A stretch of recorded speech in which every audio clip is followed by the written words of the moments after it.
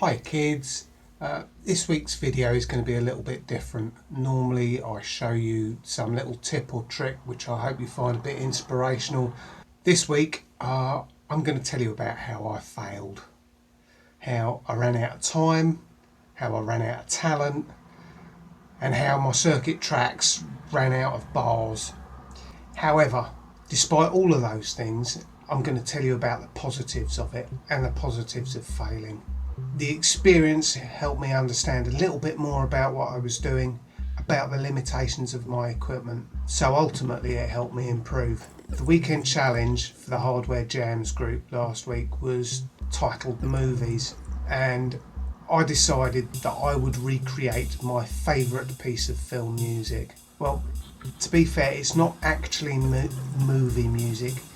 It's a classical piece that was written in 1896 by Richard Strauss, but it was made famous by Stanley Kubrick as the music which went to the iconic opening scene in 2001: A Space Odyssey. It was, of course, also Spake Zarathustra. It's not a long piece, so I thought it would be fairly easy to do, and I selected the Circuit Tracks because it's multi-timbral. And I set off and started work.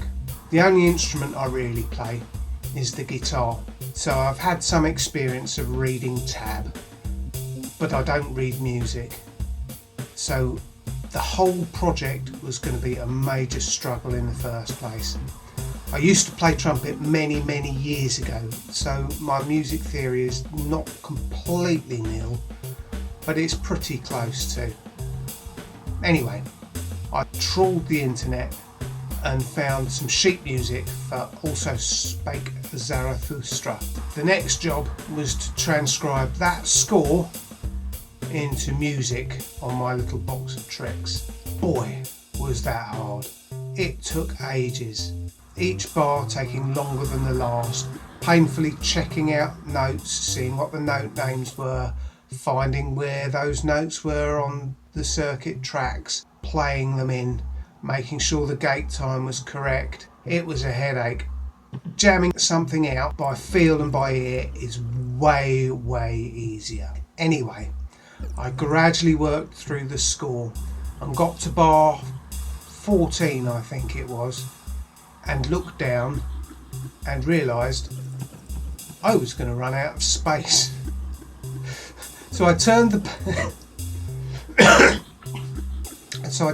page on the score and looked, counted up the bars.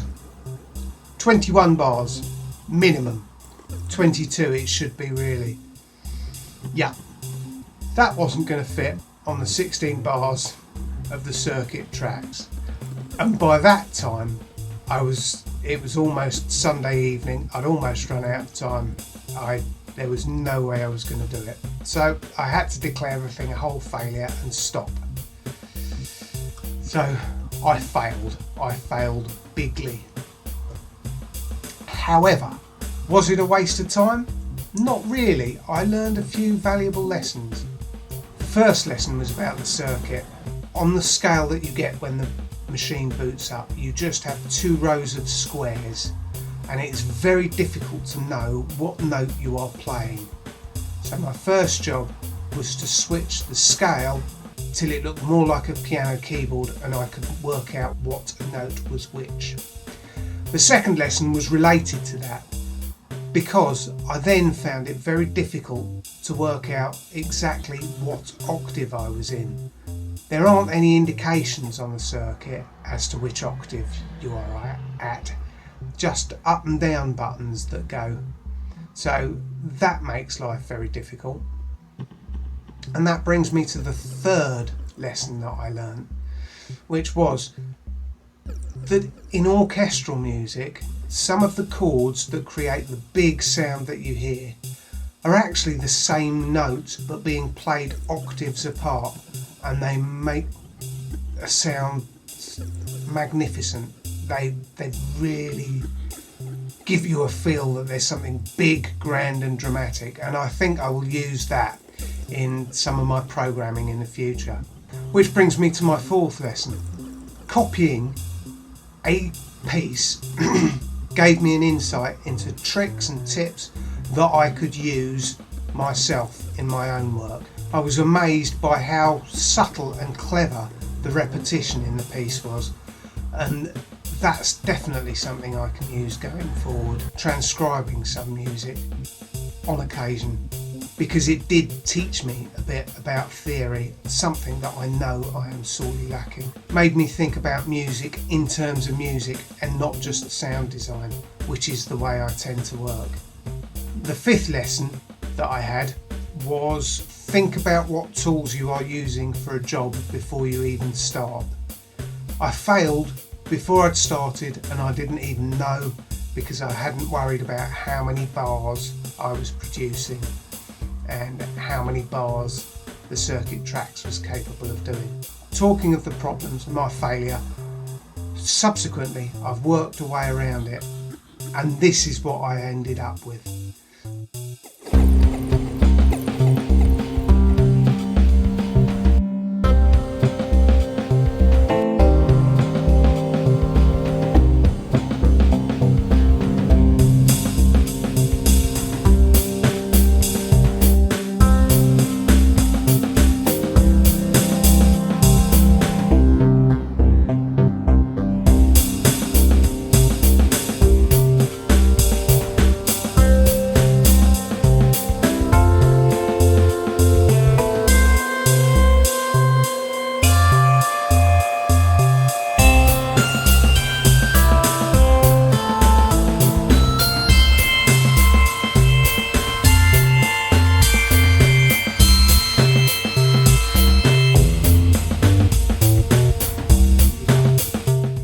Basically half-timed everything, so instead of having 16 bars on the tracks I had 32, which would fit the piece perfectly.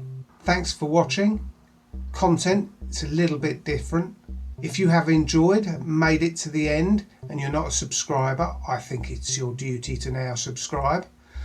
If you've enjoyed it and found it useful, give it a thumbs up, and if you think somebody else might find it useful, please pass it on. As they say at the Sirius Cybernetics Corporation, share and enjoy. Bye.